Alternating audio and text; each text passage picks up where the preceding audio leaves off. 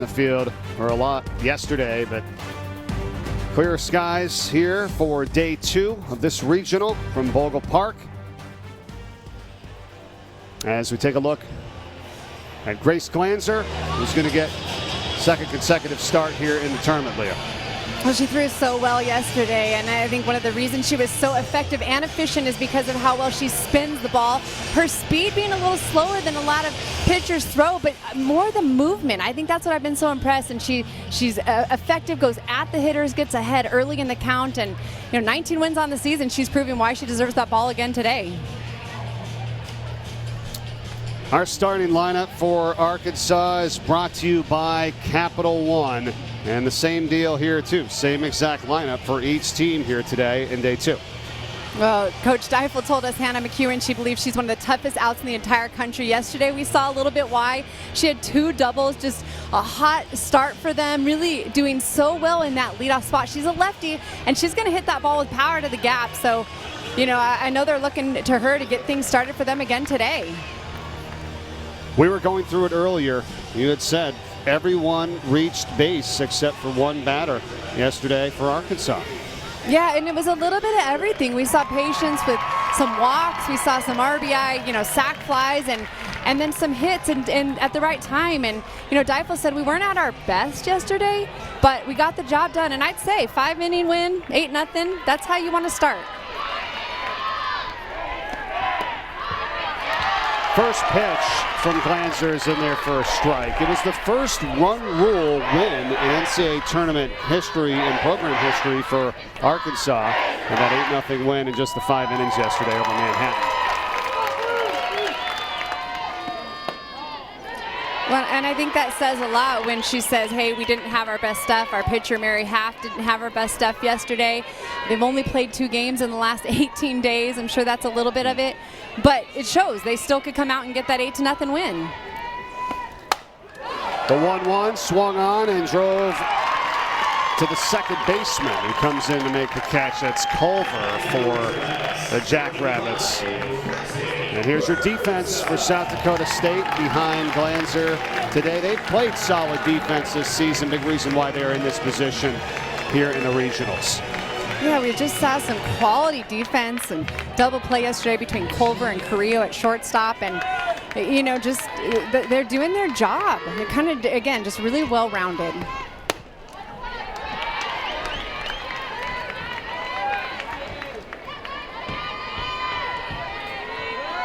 How about the 1-2 pitch that South Dakota State has inside the circle as they go with Glanzer for the second consecutive game, and that pitch is outside 2-0. Tori Kanishi, 21-1 on the season, Leah. So they've got her waiting, for action as well. Yeah, and they've really worked well because they are different styles of pitchers. Braxton Burnside fouls it off, and Hallie Halverson over there.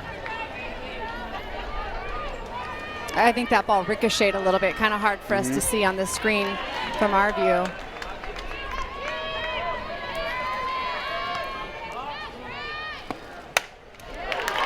Burnside to short. Corralled by Rosalind Carrillo. Out number 2. And yesterday against Stanford, we saw a lot of the Stanford hitters against Glanzer really swinging early in the count and were quick outs. That's why we saw such a low pitch count yesterday, only 76 pitches in the win. But, right there, that's exactly what Grace wants to do. She's not looking for the big strikeout. She's just trying to allow her defense to work behind her. Here's Hannah Gamble now for Arkansas as Glanzer attempts to go 1-2-3 here in the top of the first.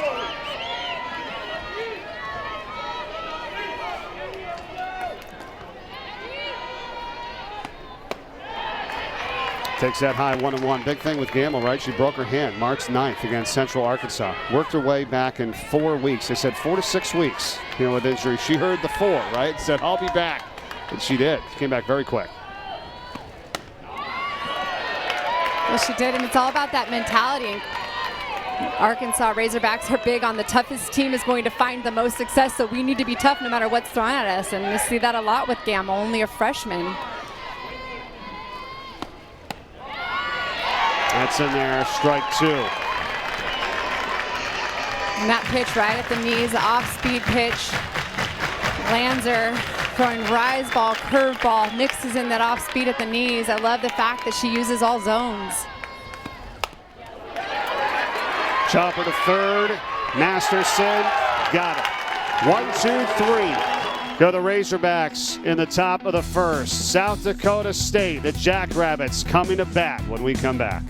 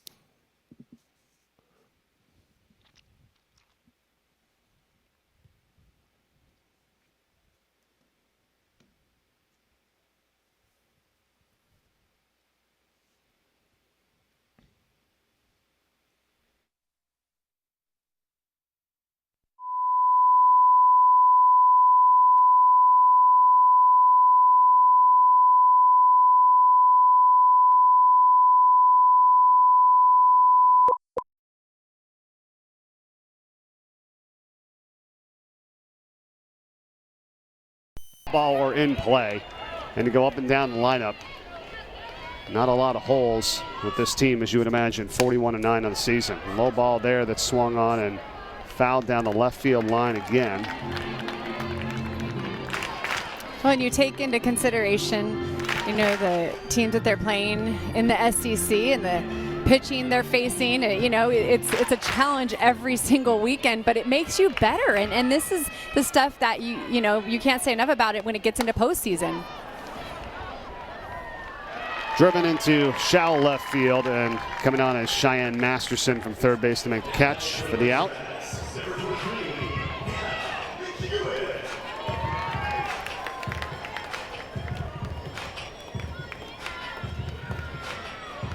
Now Hannah McEwen as we go back to the top of the order here in the third, followed up by Braxton Burnside.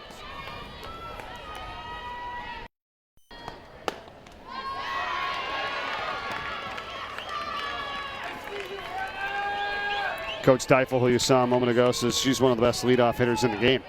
Loves that she has her at the top of the lineup, lead things off for this group. Driven shallow right center field. Who wants it? And the right fielder, Emma Osmundson, able to come in to make the catch. Well, Lindsay Culver went back a long way for that ball. Yeah. But that is all outfield in that situation. You want to make sure, but they are playing deep. They're respecting the power of the Razorbacks, so everybody kind of is in that triangle right there. But absolutely an outfielder ball. Emma Osmundson coming up with that catch. Ball one now to Braxton Burnside. Well, that's something that happens when you have a lot of power as a hitter and they have to play that far back. You really do open up more holes for your hits to land in. Oh, for sure.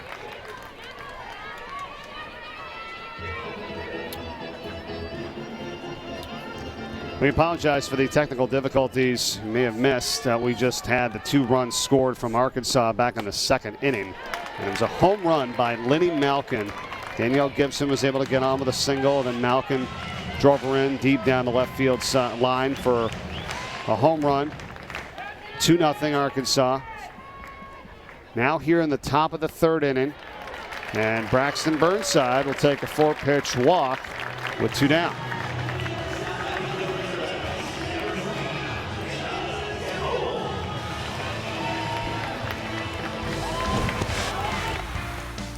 We just seen Malkin be solid yesterday, but today she continues seeing that ball so well. I mean, she was all over that. And Coach Deifel said about her yesterday after her getting a couple hits and RBI, just saying, you know, she's really seeing it well.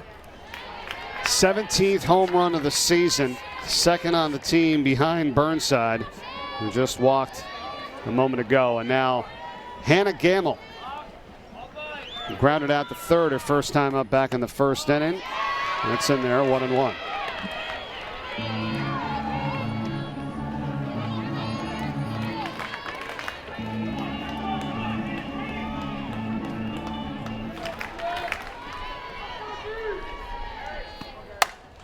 Gamble. Big swing to left field, back at the wall, and making a catch for the out is Peyton Doherty. And that's all for Arkansas on the top of the third. 2-0 Razorbacks. Jackrabbits back at bat when we come back. The 2021 NCAA Softball Championship is presented by Capital One as we welcome you back to the regionals here in Fayetteville, Arkansas. I already saw one home run today for Arkansas. And now in sole possession of fourth place in the nation, Leah, with 90 over the wall for them this season. Well, that's the number that just stood out to me, and I think between both these teams, seeing that ranking 13th right there for South Dakota State and, Arkansas, again, you add that with being SEC co-champs of the year, regular season, and to me, that just shows they are a threat throughout their lineup. They have multiple athletes. I know Braxton Burnside ends up getting a lot of attention because of her 24 home runs, but we just saw what Malkin can do, and it really is multiple players throughout the lineup who have over 10 home runs. The 73 home runs as Cheyenne Masterson leads things off for the Jackrabbits in the bottom of the third. The 73 homers is 20 more than the previous record for South Dakota State set back in 2016 when they had 53, and they did that in 57 games. So here they did 73 home runs in just 49 games. It shows the power of this team coming into the tournament. Well, and you have to be excited if you're Krista Wood because these athletes are young. Throughout her lineup, it's mostly freshmen. I mean, really, they have a couple juniors and a sophomore that starts, but other than that, it's all freshmen. Been able to recruit locally as well, too. They have 7 players on the roster from South Dakota. She says it's tough, right? There's a lot of people and players that have never been to South Dakota before. She said, you just got to get here. We got to get you on a visit. And it's hard getting the pitchers, right? But she's got 2 really good ones now and going to have them for quite some time. But once they got there, they said they love the town. They love the area, the university. And it shows. And look at the players that they're now bringing there to South Dakota State.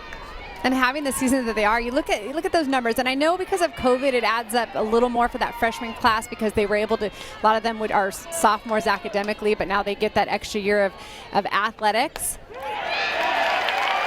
Strike 3 on Masterson. But you do look at the youth, and to me, I believe just what they've been able to do this season, the numbers they're putting up, the youth they have, the excitement going forward, their fan base, the growth, all of those things, to me, that just adds they're going to even be able to recruit more athletes to this program.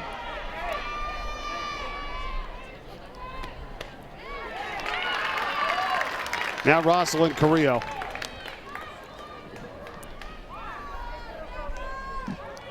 And that's Half's eighth time that she's thrown the first pitch a strike, and she just goes straight at these hitters. Swinging a liner to third. It's caught by Hannah Gamble. Out number 2. The Women's College World Series returns to Oklahoma City. Been there every year since the start in 1982. It'll be the 39th season. Last year, of course, not contested, and we'll have all the action for you beginning on June 3rd at 12 Eastern, live on ESPN.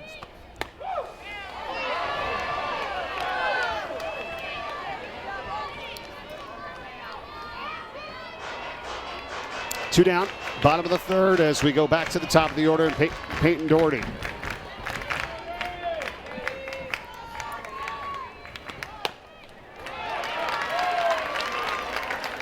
Well, maybe today, again today, if you want to hit first pitches, right, and you're going to get something good because that's what Half's doing. I mean, she's throwing a strike every single time to start. Now's probably the day to, first pitch swing, see if you can get something going.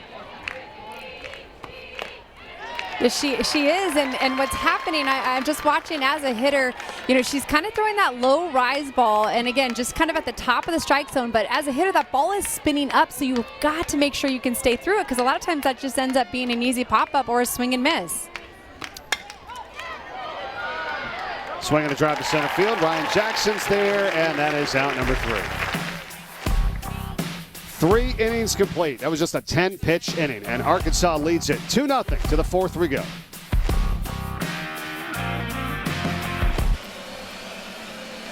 Top of the 4th we go here in Fayetteville, Arkansas. The regionals as the Razorbacks lead the Jackrabbits 2-0. Head coach for Arkansas, Courtney Deifel, joins us now. Coach, thanks so much. Big win yesterday, 8-0. Here, off to a very good start again, 2-0. What is your team doing well so far? What's the message right now in this quick-moving game? Well, I think on both sides, we're just trusting our plan really well. I think that we're, putting big swings on good pitches, and I think Mary's doing a really good job of trusting her spin through the zone. So I really like what we're doing on both sides. And Coach, just talk a little bit about, do you think that break in between games, I know you said you didn't have your best stuff yesterday, you guys found a way to win. Are you seeing a little bit more of Razorback softball today? Oh, absolutely. I thought we were just a little slow to start yesterday. We didn't have our best stuff early. I think we let it come to us, and we were better as the game went. And I think that you could see it in our eyes this morning, and from the jump this game, we've been on it. So I'm really glad with what I'm seeing. Coach, thanks so much. Good luck to you guys. You got it. Thank you. All right, Courtney Deifel here for Arkansas. Starting catcher for California from 2000-2003. Led the Golden Bears to 4 Women's College World Series appearances, including a national championship run in 2002, runner-up in 2003. Coached a year at Maryland in 2015 before becoming the head coach here at Arkansas. And at the plate to start things off in this top of the 4th is Danielle Gibson. Lenny Malkin and Kayla Green to follow.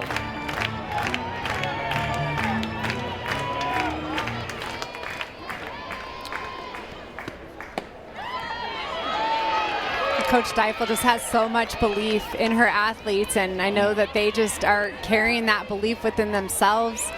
And the fact that she was able to just be such a highly competitive athlete, one of the best in the country, now she's carrying that through her coaching days, and it's so exciting to see just what she brings to the table. She's continued to have success wherever she's gone. This 6th season really just knew that this was possible. She needed to get the players that she wanted to come and take a chance on her, but I know she's excited for the future of this program, and especially what they're doing this year. They want to get to the Women's College World Series and win it all. Coach of the year in the conference. 2-2 the count now on Gibson, who was able to get that single back in the 2nd inning and then scored on the Malkin home run. Trying to get on here yet again in the 4th.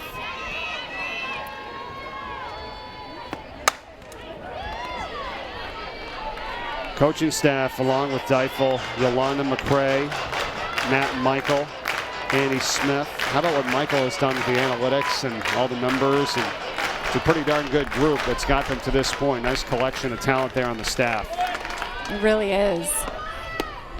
They work so well together, and they each bring their strength to the table, and you love to see that. We talk about the depth that their players have, but really on that staff as well. And Matt Michael, known as one of the best analytical minds in the game, in the country. Full count, and Gibson will walk to lead things off here in the 4th inning. And now Malkin.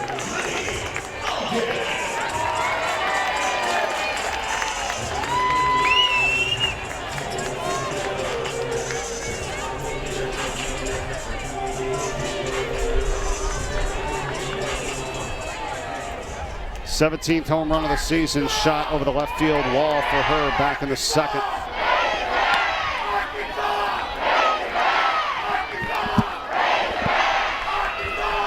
What about if you're Glanzer now, right, Leah, after giving up a home run to a batter? What's the mindset you think a little bit for her approaching here now for the 2nd time? Well, I think you really have to mix those speeds and keep it low. That's the expectation. I mean, really, it was kind of a lower outside pitch that Malkin was able to pull in her last at-bat over the fence to hit her 17th home run. But I expect to maybe see a little more mix of speeds, but all low in the box or way high out of the zone. Chopper foul. You saw the graphic. 4 players with 10 or more home runs. Here's the shot from back in the second. She just has so much power. You look at her presence in the box and her bat speed. I mean, that ball is coming in, and you know, for them, I think yesterday Glanzer was able to pull hitters because she mixes her speeds, but her bat speed, she waited and just perfect contact point. Well, tried to do the same thing there on that one and could not, and strikes out. So big out there for Grace Glanzer in the circle for South Dakota State. When they continue to stay away, but it's that drop ball that's tailing away from Malkin that makes the difference. A good break on there.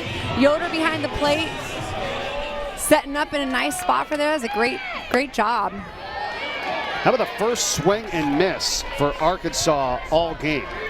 And the 49 previous pitches thrown, now 50 for Glanzer. It's pretty impressive. It is, and it just tells me, you know, right now they're not being fooled no matter what the different speeds are. They're being patient, and they're timing it well. And that is a foul ball. Gibson on first base. Led off the second and led off here in the fourth and got on both times. Single and a walk. What about aggressiveness and on the base pass? Here with a 2-0 lead. Where are you with that? You know, you're not going to see that. 4 for 6 out of stolen bases all season long for Arkansas Razorbacks. And another reason, it really is. And you see their home run numbers, and then you say, okay, wait, 4 for 6 in stolen bases. So what they found, we go back to analytics, and assistant coach Matt Michael, he has found that it does not favor them to even put themselves in that situation, that the run more likely will come across and score if they don't take that opportunity of being thrown out. And 6 again, stolen base attempts by 6 different players. Yeah, I mean, that's nuts. Yeah, it is. And obviously, you know, again, a lot of times when you have so much power throughout the lineup, they're not going to be as much runners. There's Coach Matt Michael right there. Just always thinking the game. Really has worked well with Coach Deifel. Swing and a drive to right center field. Base hit. Green, Kayla Green. It's going to be a double and an RBI. 3-0 Arkansas.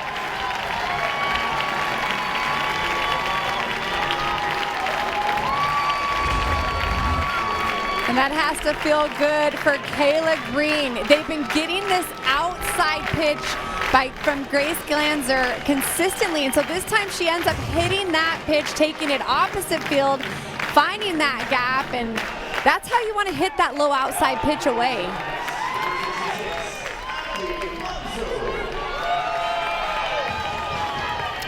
A 1-out double. Driving in a run for a 3-0 advantage as Ali Monzo steps up to the plate now, the right fielder.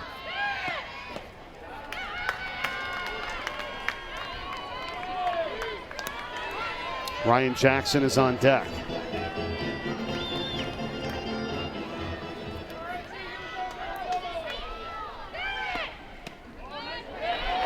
That's in there 1-1. We felt like, you know, Arkansas, they got it done yesterday. Of course, it was 8-0, 5-run rule. But they didn't seem like they had to make a ton of plays, you know. It was 3-0 early, and got up to 5. They got the insurance runs to close out the game early. But, I don't know, just kind of a little methodical there in their first game, right? Yeah, and you know, and I asked her that question, and it's not to say they didn't play well, because they did play well. They had production throughout the lineup, but I guess my point is saying, like, they're kind of working into that, because the idea is, like, today we see them sharp. I mean, every hitter, again, even better at bats than they had yesterday. Pitching, Mary Half just looking phenomenal. And another hit that goes off the first baseman, Kylie Halverson, in the right field, and another run is going to score. Arkansas now 3 of 5 with runners on base, and it's 4-0 thanks to Monzo. And this is what you want to keep doing. Ali Monzo, not a great pitch, but she gets her barrel low to that ball and is able to put pressure on first baseman Halverson, who's playing behind the bag. That's how hard she hit that ball off, able to get it by her, bring another run across. And this is what we're used to seeing with Arkansas softball right now. They solid production throughout the lineup, quality at bats, one after another.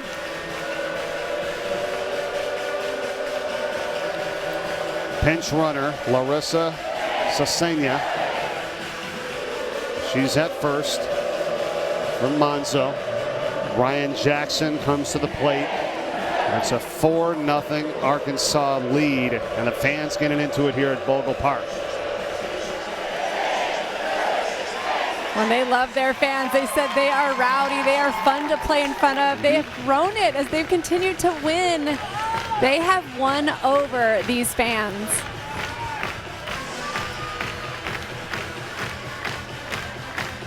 Now how about Jackson? Two-time MEAC Player of the Year from Bethune-Cookman. And transfer here to Arkansas. Can she add to this 4-0 advantage? First pitch strike. Speaking of strikes, 3 of their 4 hits have come with 2 strikes. So again, phenomenal hit in here for Arkansas early. Yeah, they've just looked solid. They're not getting fooled by the off-speed pitches right there. That we kind of saw Jackson look up a little bit like, okay, I should have waited a little more. But really overall, I mean, truly, they're not being fooled. Strike 3 there. 1, 2, 3 for Jackson. There for Glanzer in the circle with a strikeout, with a second out for the top of the 4th inning.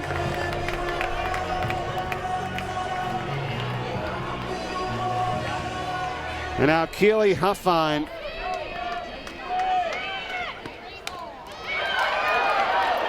Lays it down. Oh, it's thrown over the head of the first baseman by Yoder and into right field.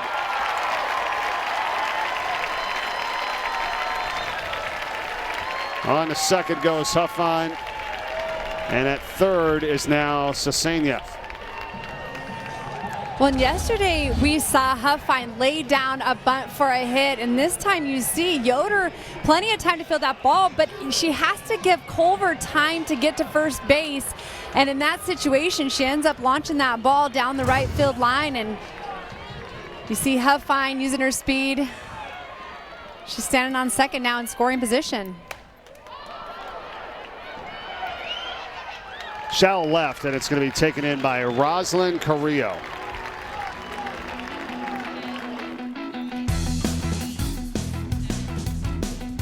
We're going to come back and we'll talk with head coach of the Jackrabbits, Krista Wood, right after this. You're watching the 2021 NCAA Softball Championship presented by Capital One. As we welcome you back to Fayetteville, Arkansas, Mike Corey and Leah Amico, and now joined by the head coach of the Jackrabbits, Krista Wood. Coach, this is a team that has tremendous confidence. You've told us that. What are you trying to do now to respond here from this 4-0 deficit? Yeah, we just need to keep battling up at the plate, swinging balls down in the zone early in the count, and, you know, just keep hacking away, and hopefully something falls. And Coach, what are you seeing out of Grace Glanzer? You decided to go back-to-back with her. What are you seeing from her today? I mean, she's doing a good job. They've gotten some hits on some off-speed pitches, but, I mean, they're good hitters, and we just need to keep battling and trying to keep them off speed and keep them off the bases. Coach, thanks for your time. Good luck in this game. Thank you.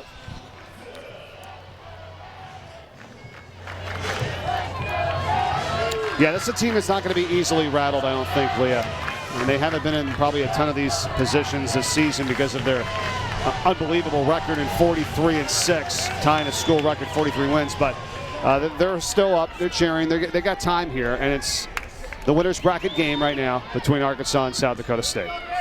Well, and I think this is what we're going to see this inning. It was really hitters 2 through 6 yesterday who kind of made the biggest impact, and it started their second time around through the lineup. So we'll see if they make adjustments. Mary Half has retired 9 straight for Arkansas in the circle. Gave up that bunt single that Doherty, the leadoff hitter in this game, beat out.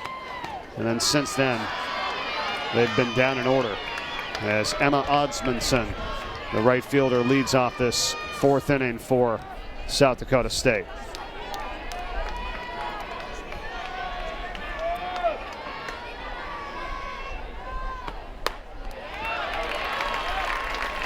When they're coming in and they're showing why they are a 6 seed, they have it all. They're consistent throughout their entire lineup. A lot of teams at the bottom of the lineup kind of trails out a little bit, not as hard, but Arkansas, they have it 1 through 9, and especially in the circle. Slap foul.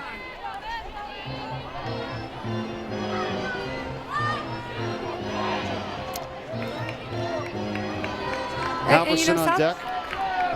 Sorry, South Dakota State, like you just mentioned, they're not going to get down from this. The idea is they knew what they had with Arkansas coming in, but they're going to keep battling back. There's a drive to center field. Jackson tracking it and makes the grab for the out.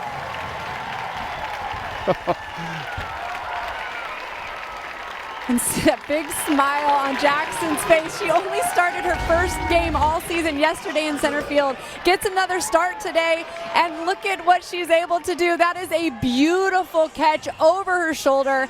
That is textbook how you drop step on a ball and you give that extension. She's made all the plays that have gone her way, right? In the last game and this game, albeit however it looks. And, it was almost like she said, yeah, I got it. She makes the catch for the out. You practice that. In the outfield, you practice drop steps over your shoulder all the time. And right there, she made it look easy. That's it. You fall to that glove side when it's over that shoulder, and just nice extension. Not slowing down at all. Not worried about hitting the wall. We get a nominee for an SC top 10 maybe on that one. Let's see. I think that's what's been so fun to see. We've just seen so many phenomenal catches in outfield across the country. Ryan Jackson just timing it, extending, making it look easy, really. Now Halverson. We talked about it, the 2 big home runs yesterday in the 7-1 win over Stanford.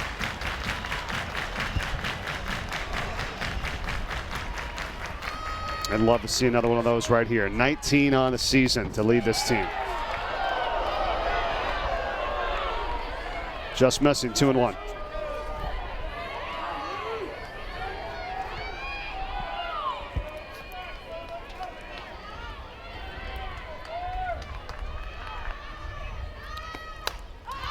Halverson high into the air behind the third base bag, and it drops in for a hit. It was Braxton Burnside over there, the shortstop. Couldn't grab it. Called off Hannah Gamble at third. And Halverson gets on. That's a big break for Halverson. She pops up that ball. And, really in this situation, when the ball's in the air that long, and you can kind of see, and I'm going to say right there, that should be Hannah McEwen, left fielder's ball. You saw Burnside going back hard. She's extending up. Looks like maybe she even got the sun a little bit. Just by her reaction right there. That's outfield's ball. They're going to score a single as now Kelsey Lennox.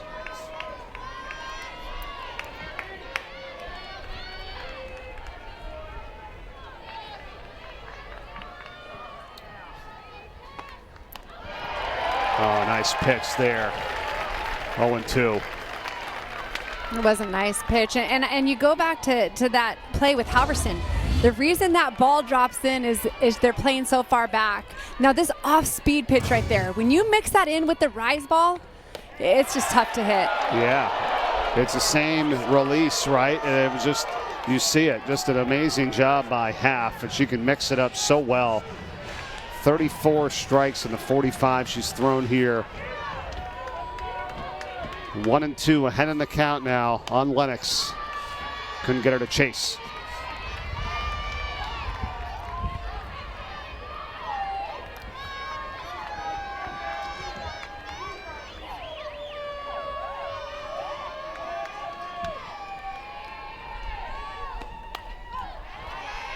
Fouled back. This is the winner's bracket game in the Fayetteville, Arkansas Regional.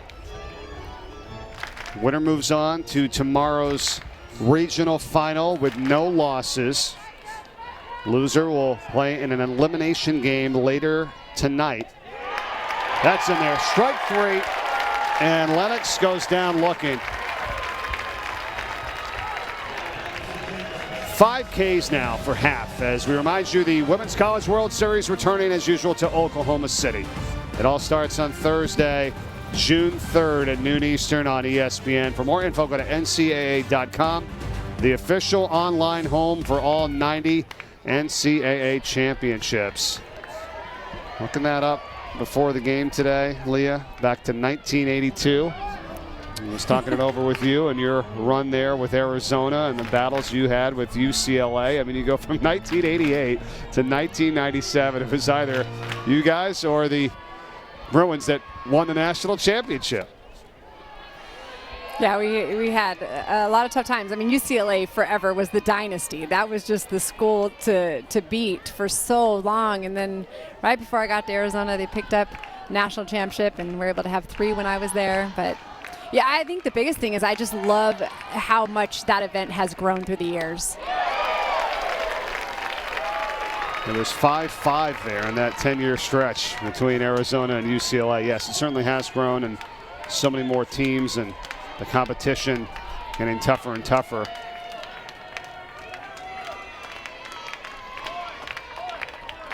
One and 2 now the count. Here on Jocelyn Carrillo. Mary Half just using all of her pitches, that curveball, the off speed, she's able to locate both of them as well as that rise, and she'll just keep climbing that ladder. So tough to hit off when her ball is jumping the way it is today. Halverson still at first base with 2 down, and it's 2-2 now.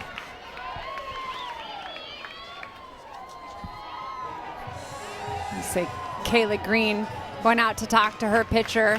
And I think in that situation, maybe just reminding her, she catches her all the time. She knows maybe she's, just reminding her to stay calm, just keep hitting your spots, stay loose. You love that a little bit. Sometimes it's just a matter of, she's really, there's not much else you could say. Mary Half has just looked so good today. This gives her kind of a break for a second there. As you see, Manhattan getting ready for their elimination game coming up versus Stanford at 4:30 Eastern, which we have for you on the app. And now a drive over the shortstop Burnside's head for a base hit in the left field. A 2-out single for Jocelyn Carrillo, and she's on as Halverson moves down to second base. And now Lindsay Culver comes up to the plate for the Jackrabbits. Jocelyn Carrillo has been so hot all year long, all postseason, hitting over 500. Right there, does a nice job of just staying through that ball, pushing it to left field.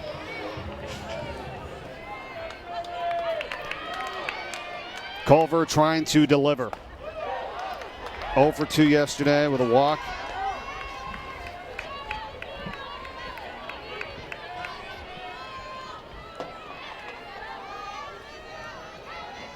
She's got 10 home runs in the season. The 1-0, she chases high, 1-1. First runner in scoring position today. Sorry, Leah, for the Jackrabbits. No, to me, I just see these hitters swinging at that pitch, and then it ends up way out of the zone. And to me, that just shows me how much it's jumping. No jumping there. She just missed, and that's 1-2 on the count. Well, a lot of times in real time, it's tough to see, and as a hitter, it's coming in, but that spin and that late movement just above your bat. That's outside, right? I know you see it all the time, right? When we watch softball, baseball, whatever it is, and then you know the end result. So you're like, well, why are you swinging at that? Well, when you saw it, and where you're judging it to be, it's not always ending up there. So you got to take that into account. Yes. Oh, good solid swing there, but foul. And ahead of that one.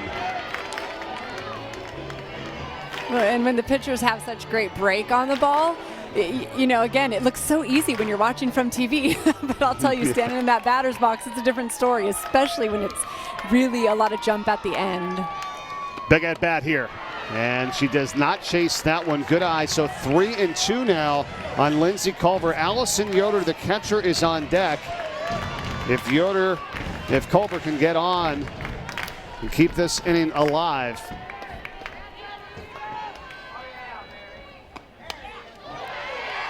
She fouls it off. That was a nice spot with that low rise ball on the inside part of the plate to get Culver's hands right there. And at the same time, as a hitter for Culver, it's a good job of staying alive in that situation. Quality at bats here for the Jackrabbits. Best they've had all game in this 4th inning. Can they deliver? Payoff pitch. Another foul back, and give Culver credit. She's battling here in this at bat.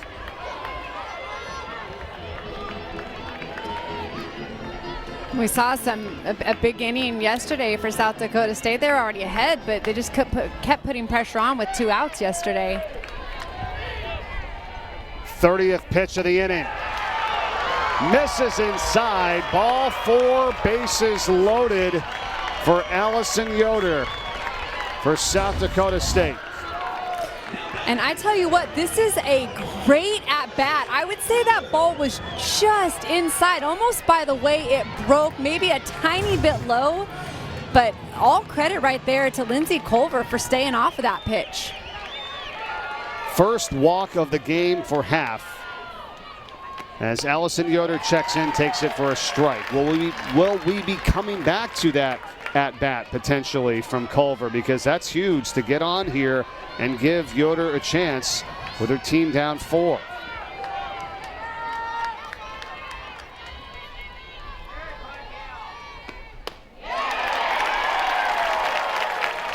Oh, and 2. Half going right after her, Leah. Yeah, I expect her right now to just throw it out of the zone somewhere and see if she can get Yoder to chase. She does. 3 pitches and half, strikes out Yoder. And bases loaded, no problem for Half. She comes back with the rise ball, another strikeout for Mary Half.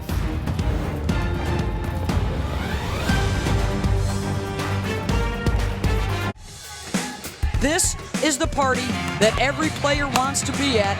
It's going to be passionate softball for sure. Back to crown a national champion for the first time since 2019. They get to chase history here.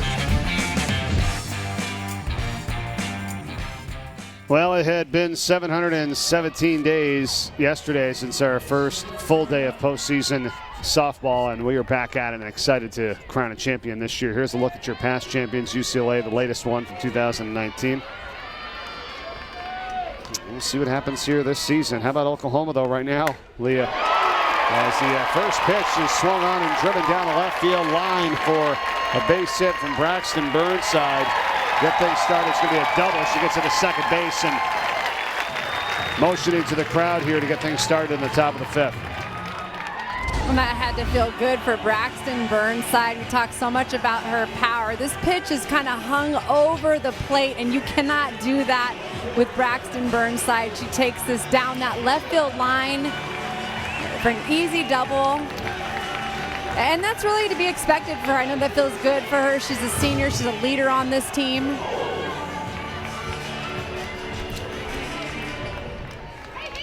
Leadoff batter on for the 3rd time in this game for the Razorbacks, 2nd straight inning. And Callie Kildow is on 2nd now as a pinch runner for Burnside.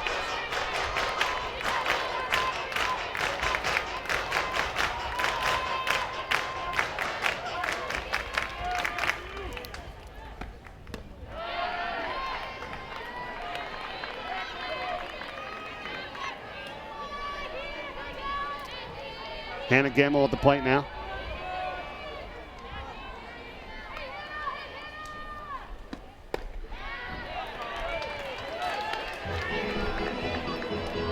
You know, you really can't talk enough about how important it is to get that leadoff hitter on. And for them to do that, Gibson doing it twice this game, it's a big deal. You really want to, you know, take advantage in that situation, and especially in this situation, Burnside gets that leadoff double. She's in scoring position now with no outs, and put yourself, you know, in a good position to bring her across and have 3 opportunities to do it. Ball 4.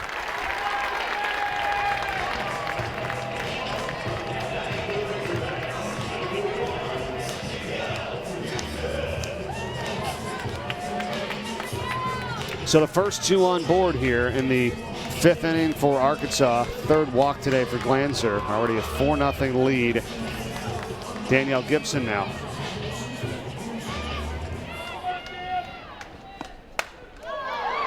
First pitch swinging. Golfed into left field for the out to Peyton Doherty. One down. And you just wonder how long if they'll continue to stick with Grace Glanzer with this, you know, 4-run lead. You know that they have Tori Kanishi. She has not thrown yet in this regional. But if they aren't able to pull out a win here, they will have to play again today. Yeah, good thought, though. Maybe get her in if, you know, you're thinking Kanishi to get her acclimated, right? You know, to this tournament, you know, for the next game, because you're right, if they don't win, they're going to play at 7 o'clock tonight in the elimination game versus the winner of Manhattan and Stanford. That's going to come up at 4:30. So 3 games here today. This is the winner's bracket game. And at 4:30, Manhattan, Stanford. Winner of that game moves on. Loser is done. And they're going to take on the loser of this game, and that's at 7 o'clock p.m. tonight. Chopper back to Glanzer. She's going to go to third, gets the out, back over to first. In time. Double play for the Jackrabbits. Nicely done to get out of the 5th inning. And this is what you want to do if you're South Dakota State. A double play. Grace Glanzer throws it to third baseman Masterson across the diamond for the double play.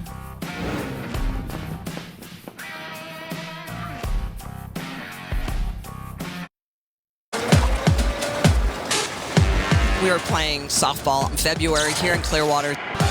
The amount of great matchups that we have, great teams here, unparalleled. We have some of the best talent in the country. The best ticket, the hardest ticket to get in town. If you are a softball fan, this is a place that you want to be.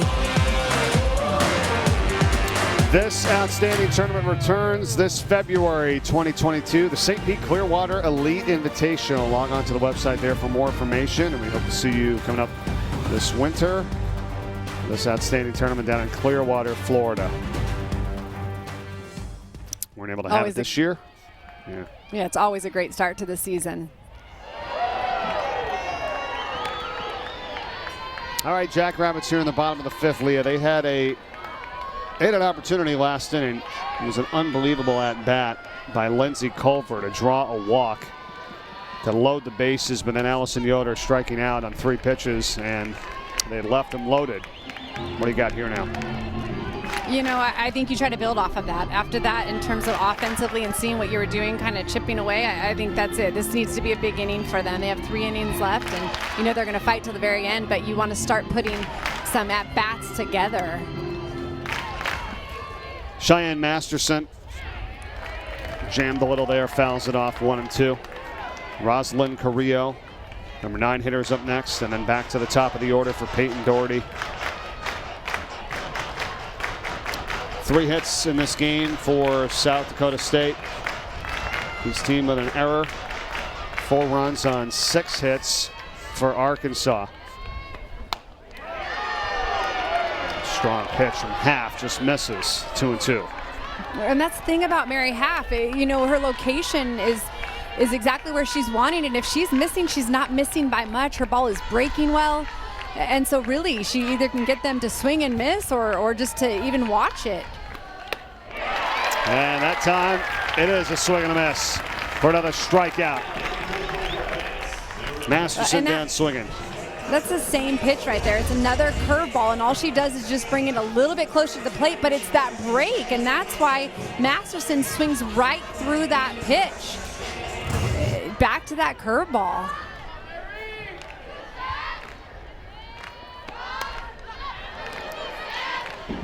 Seven strikeouts now for Mary Half in this ball game. Now you make a great point. I mean, when she is missing, it is so ever so slightly. I always joke around, and you ever watching the here's a big hit to center, but right there is Jackson for the out, number 2. You watch like the PGA Tour, and you see these hitters. I mean, the professional golfer's worst hit is in the fairway, but just a little bit to the left or right. Our worst shot is in the woods. That's so right. It's like, That's right. You love to be like, I hit it as well as I wanted to. I'm on the left side of the fairway and out right down the middle. Yeah, and it really is. It's inches. I mean, it's such a small difference, and she's able to just kind of locate where she wants to.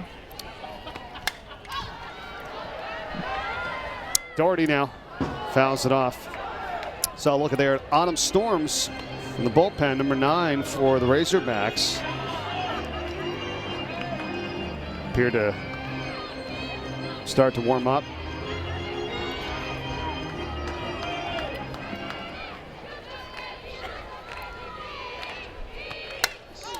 '75th pitch of the day for Half is into left field for a base hit again over Burnside and getting into second base.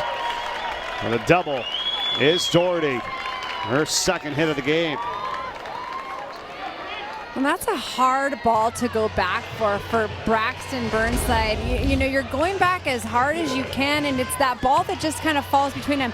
And I played outfield, and in that situation when my shortstop has to go back that far, you can kind of see the sun is playing an issue a little bit in left field as well. But if you're Hannah McEwen, you want to call her off. If there's any way for the outfielder to catch that ball, you're coming in, it's a lot easier. Yeah, for sure, because they've had a couple of those already today, right? And involving Burnside, as this one again goes down the left field line and fouls. 3 Razorbacks chasing after it. Remember a couple behind the third base bag. Burnside was after that one too as well. I think you're right. I mean, that's got to be, Hannah McEwen over there in left field. If she can kind of get in there a little bit quicker and call them off. And she's playing deep as well, but I do think the sun is coming into play. They all kind of keep glancing up. You see her wearing that visor, so you try to block it also sometimes using your glove. But when you're going all out for a ball, you don't have time to try to block it that way. You're just trying to keep your eye on the ball.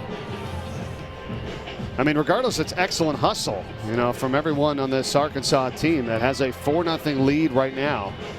And 2 out with Doherty at second base. And here is Emma Osmundson. 0 for 2 with a strikeout and the fly out to center.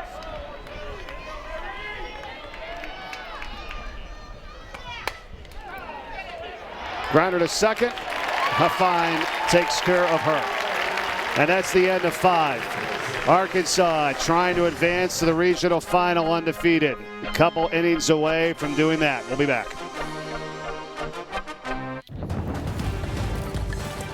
You're watching the NCAA Softball Championship presented by Capital One. This is the regionals from Fayetteville, Arkansas. Double elimination, Arkansas and South Dakota State. You're watching right now. Winner moves on to the regional final undefeated for tomorrow's 4 o'clock Eastern game. We got Manhattan and Stanford later and then another elimination game tonight. How about what's going on around the nation? Leah, first seeded team to lose, and actually lose twice because Arizona State's already eliminated. Well, I think that was the big story yesterday. Arizona State was out early. BYU beat them last night, and now they have to try to beat Virginia Tech twice today. So, Virginia Tech looking to advance if they can get a win. How about your Liberty Flames there, too? You were talking earlier, they're always within a run, you feel like, in these tough games. As out here is Kayla Green to lead things off in the 6th. Yeah, Dot Richardson, my former Olympic teammate, is the head of the Liberty Flames, and they've just done a nice job. But they play in those long games. They actually had a win earlier this season, 2-0 win over Arkansas. So them being postseason, that's what it's all about. These type of teams rising when it counts most. Sasenya up now for the Razorbacks. She came in for Ali Manzo, pinch runner, and she stayed in the game over in right field. Seeds 1 through 16, they all advanced in 2 of the last 3 NCAA tournaments, so that will not be the case this year.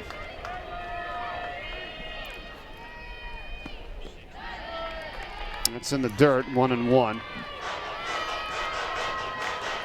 And you just have so many different variables going on this year with different seasons and situations, with everything that happened with COVID, having the year off last year. I think if there's going to be any surprises, this year is going to be the year that those things are going to take place.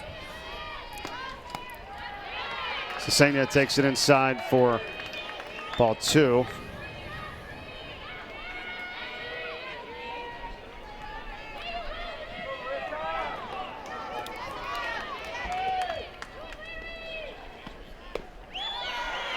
That's in there.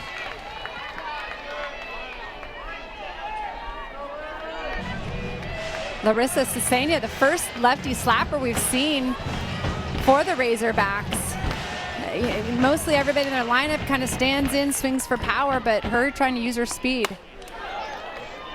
Chops to the third, and retired by Cheyenne Masterson for the out. Don't miss a minute of the action from the NCAA softball regionals. We take you to the best live action on the 7 Innings Live show on the ESPN app. You see every game, every big moment on the road to the Women's College World Series, only on the ESPN networks. All weekend long here. Elimination Saturday. As later today at 4:30 p.m. Eastern, we have Manhattan and Stanford. One of those teams will be going home. The other will head to a 7 o'clock matchup with the loser of this game. Also an elimination game. Again, it's Masterson at third, and that's going to retire the side. And we'll head to the bottom of the 6th inning. Jackrabbits trying to make a comeback here on the overall number 6 seed in the tournament. We'll see if they can do it. Time for today's Capital One rewarding performance. Mary Half in the circle for Arkansas, Leah. Well, she is doing what she does best. She throws her rise ball in all different zones. Her curve ball hits the corner. I mean, getting them looking, that shows you how much that ball is moving. She is fooling these athletes, throwing that ball to all levels of the zone, making them chase. She has 7 strikeouts, has only given up 4 hits to really a quality hitting team in South Dakota State. Right now, Mary Half, if you're Coach Courtney Deifel, you know you like what you are seeing her do from the circle. 192 strikeouts on the season for Mary Half. It's been spectacular. And 187 innings pitched, and that's going to be caught in foul territory by Hannah Gamble for out number 1, as Kylie Halverson was leading off here for South Dakota State. And it's going to be Kelsey Lennox and now Jocelyn Carrillo.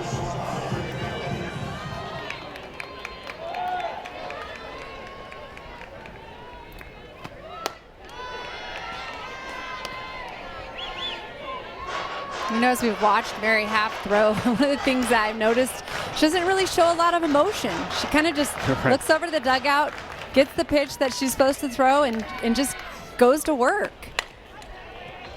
Lets her defense work behind her. She kind of just, you know, you see her work at a fast pace. She's constantly around the zone and does such a nice job when she's ahead of the hitters to get them to chase, knows exactly where she wants to locate each pitch. Well, this program trying to get back to the Super Regionals. Will be the first time since 2018, or the second time in school history. That's what's on the line for them here, and having one of their best years in the history of the program, which began back in 1997. Number 6th overall seed in this tournament, hosting here from Fayetteville, Arkansas at Bogle Park. And it's 2-2 now, the count on Lennox.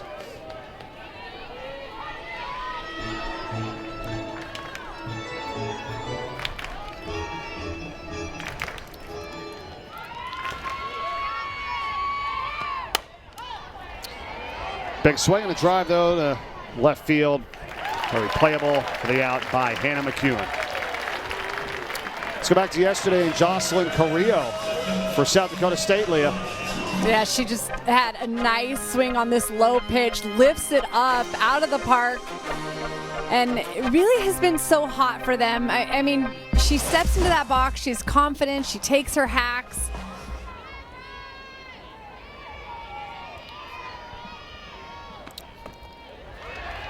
And that's in there to Carrillo for strike 1. I mean, they've gotten runners in scoring position the last couple of innings, but have not scored. They've left 4 on base in the last 2 innings. There's a look at her numbers from yesterday.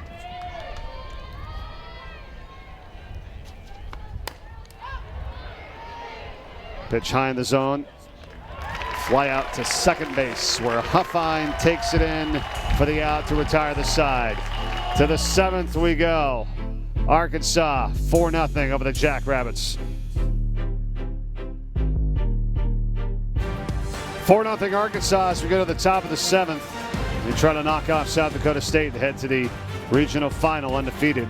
Tomorrow's 4 o'clock Eastern matchup. Let's go to the other region here, the Tucson region. Arizona and Ole Miss over on SEC Network today at 5 o'clock Eastern time. That's your I call it your region, Leah. You know, for Arizona, it's just your region. That's right. What do you think about that and that setup there? That could be where the winner of this region takes on next. Yeah, the biggest thing I think you see in that situation, you have the Pac-12 SEC matchup in that game, and I think that's a big game today, and obviously to see who can advance. But you know, I think you kind of keep your eye on that region if you're from this region, seeing if you can take it all the way through and know who you'd match up against. She's Leah Amico from Arizona, 3-time national champion there, also 3-time Olympic gold medalist. I'm Mike Corey. Ed Svita on stats today. Did a great job as always with us. Our producer, Christy Muldoon, with Brian Allen directing, Gavin Dunn, our entire crew doing a great job this weekend from Arkansas. Thanks, everyone. Blake Hines and Kate Balzer, along with Josh Panetta and audio. It's a fun weekend here, Lee. A lot of softball action. This is a big game here today in the winner's bracket game with Arkansas and South Dakota State. Well, and if you love softball, I mean, today is the day. Do not turn the TV off. Just sit down, grab some food, and just watch, because we're seeing so many games, just amazing teams, and just amazing athletes playing the game. Keely Huffine is at bat here for Arkansas. It goes 9-1-2 here in the top of the 7th inning. McEwen and Burnside after her.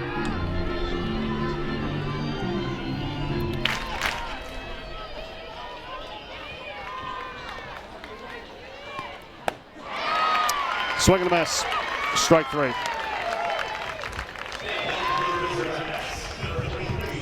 One of the things that I like that I've seen from Arkansas throughout the lineup, and that was a nice pitch by Grace Lanzer to get that out, but we've just seen 6 different athletes in the lineup have gotten their 6 hits, and so they're getting production. This happened in their win yesterday, and it's again today. Production throughout the lineup, and to me that's the stuff that matters most, because you cannot rely on a couple players. You really want to make sure that throughout the lineup you're seeing your hitters have quality at bats, moving runners over, capitalizing when you get people in scoring position.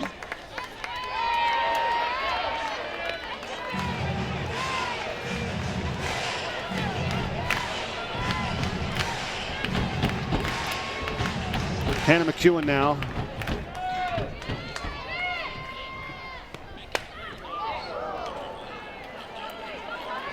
Second base, and pulled in by Culver for South Dakota State. Well, you could tell, right, as soon as that ball went up in the air, and because she was able to be under it, she used her glove. And honestly, that's the worst feeling, when you lose that ball in the sun, but she was able to stick with it and track it till the end and come up with that catch. Jackrabbits trying to get to the bottom of the 7th, where we'll be trailing at least 4-0, hoping not to let it go higher than that, as Burnside checks in and takes the first pitch just outside. 1-0.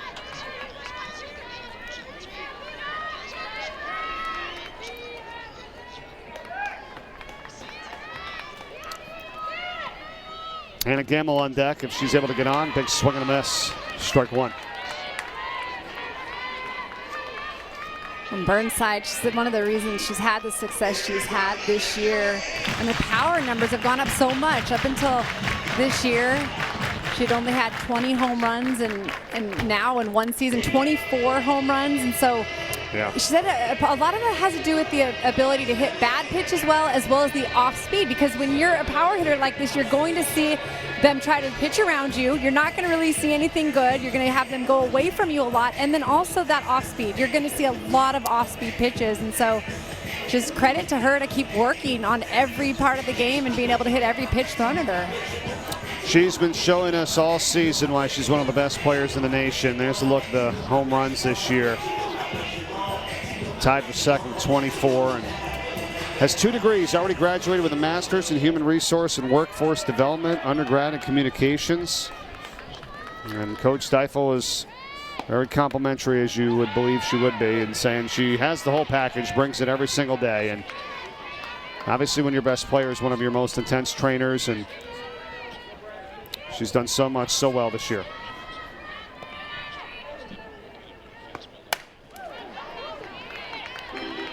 Fouled off 2-2.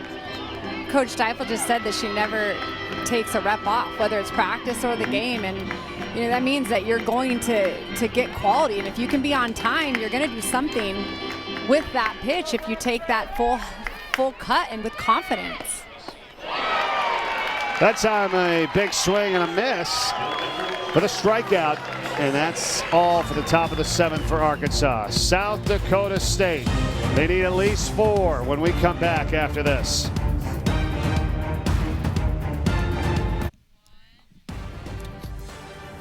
To the bottom of the 7th, and South Dakota State needs 4. Try to push this one at least into extra innings.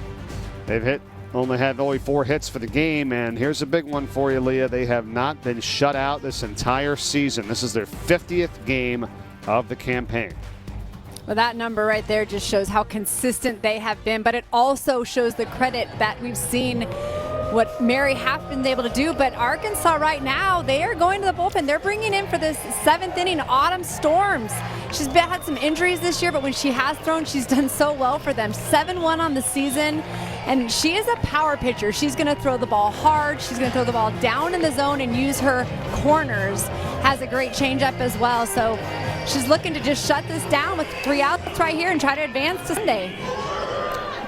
How about this? Storms has not allowed a run in her 8 2/3 relief innings this season for Arkansas. So she tries to close it out here and send Arkansas to the regional final game undefeated, which will be tomorrow at 4 o'clock Eastern time that we'll have for you on the ESPN networks. And here we go with Lindsay Culver lead things off for South Dakota State in the bottom of the 7th, followed up by Allison Yoder and Cheyenne Masterson.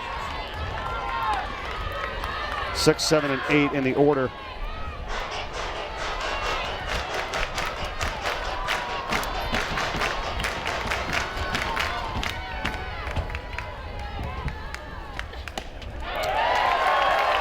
Nice pitch, 1-1.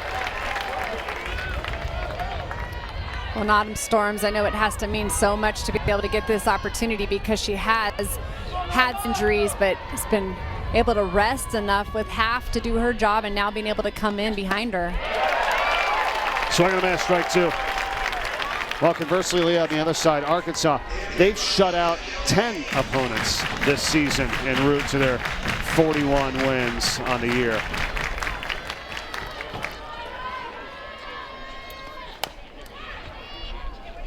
Chopper foul.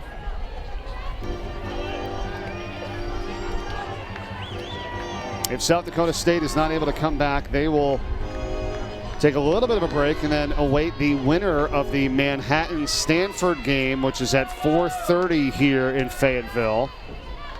Whoever wins that game moves on. The loser is eliminated.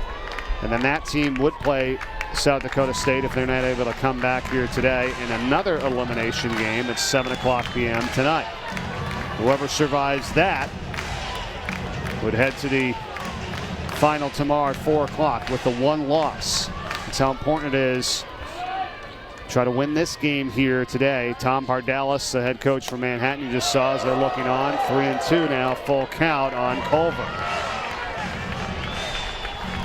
You just see the way Kayla Green catches that drop ball behind the plate. You can see how much movement Storms has on that drop ball. Chopped down to short. Nice backhanded play made. A tag put on too as well. Braxton Burnside. Solid. Over to Danielle Gibson. When you're playing defense behind Autumn Storms, you're expecting ground ball outs, and this ball is in that 5-6 hole, that quick release. A solid throw across the field by Burnside kind of makes it look easy again. Another athlete who doesn't play with a lot of emotion, just gets the job done. It's they're going to work here today, right? And a first pitch for a strike in there to Allison Yoder.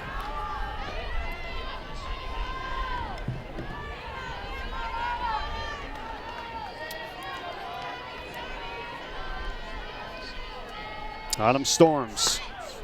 That's slow and inside, 1-1. Also want to thank our great graphics crew here on ESPN today. Caden Adderley and James Morgan putting up all the notes and the info that you see throughout this weekend here from Fayetteville. Thank you guys and everyone that's been working on this here in Game 3 of at least 6 in this Arkansas Fayetteville Regional. Right back to the mound, and Storms to Gibson for out number 2. And the Razorbacks feel it now. No, this is it. And I think it's just, good for Autumn Storms to be able to have this opportunity to get just her feet wet a little bit here in this regional. You know that in order to win and advance and get to the Women's College World Series, it is going to take a staff. And they have that here at Arkansas. This is the first time we're seeing Storms. It gives them a lot of options. Cheyenne Masterson now.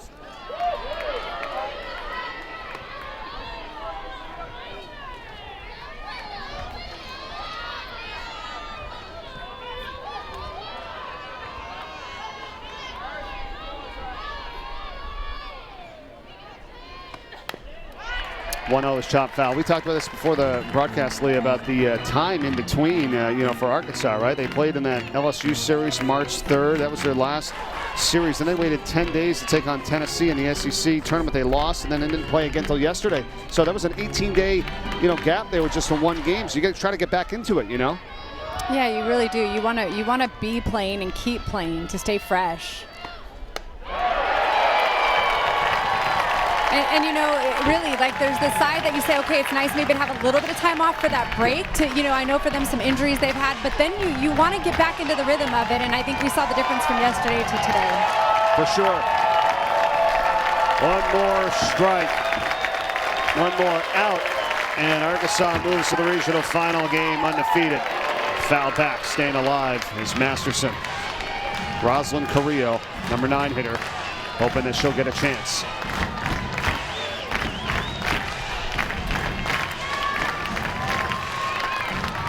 Fans on their feet. Bogle Park.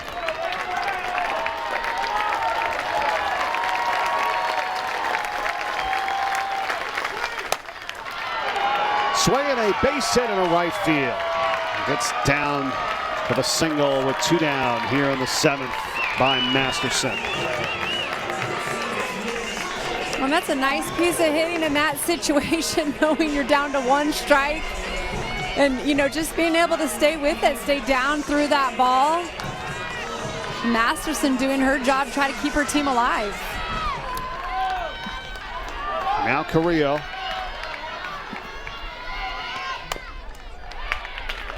Fouled off. South Dakota State had a big opportunity back in the 4th inning. They had the bases loaded.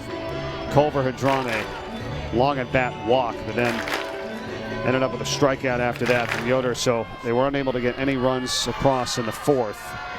Could have certainly helped the cause here instead of having to grab 4 in the bottom of the 7th, and this will not do it off of the glove there of Hannah Gamble. So 2 on with 2 down as Masterson gets the second, and Carrillo is able to get on, and we go back to the top of the order. And you get that drop ball, and now you're just trying to hit through it, and this one ends up being a high chopper. And in that situation, you could see Burnside was set up right in that spot, and Gamble having to go a long way. So in that situation, you actually might have wanted Burnside to go ahead and take that ball and try to make the out.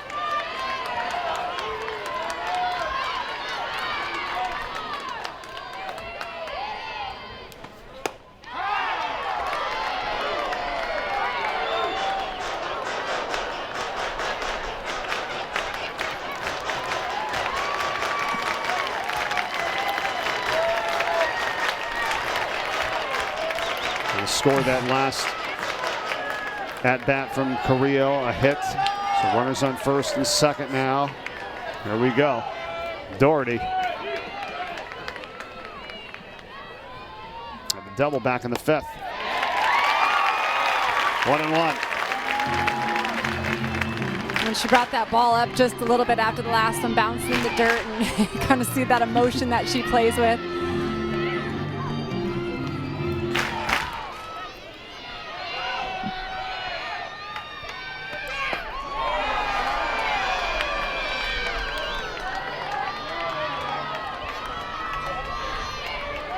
Hang on. Emma Osmundson on deck, and then Kylie Halverson. We'll go deep here if they can keep things going. Chop foul. Might have been ball 3.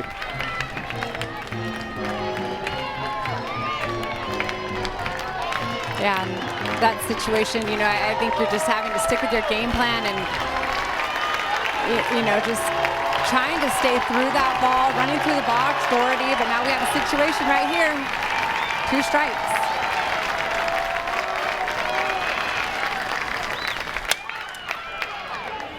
To short. Burnside on a bouncer, not there in time. Safe at first is Doherty. The bases are loaded with 2 down here in the bottom of the 7th for South Dakota State. Now they're putting some pressure on the Razorbacks defense. A lot of speed by Doherty. And you see Burnside just release that ball into the dirt. Gibson doing a nice job of picking it on the hop, but putting a little pressure right now on the Razorbacks. That's in there for a strike. Well, the saying of the last out is always the toughest is certainly ringing true here in this game. 3 straight 2-out hits for the Jackrabbits. Emma Osmundson.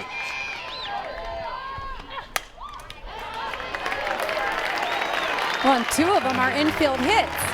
So, you know, you see that situation and just kind of putting that pressure on. And again, defensively behind a pitcher like Hannah Storms, you're expecting it. You're knowing the ball's going to go into the ground with that drop ball spin. That's who's on deck. 2 homers yesterday, and that 7-1 win of Stanford. She'd love to have an opportunity here, but it's 0-2 on Osmundson. Strike 3. Autumn Storms closes it out for Arkansas. They win it 4-0. On that last inning right there, you saw them putting some pressure on. I think it was a good experience for Hannah Storms to get into this game. She goes with that screwball this time instead of her drop ball.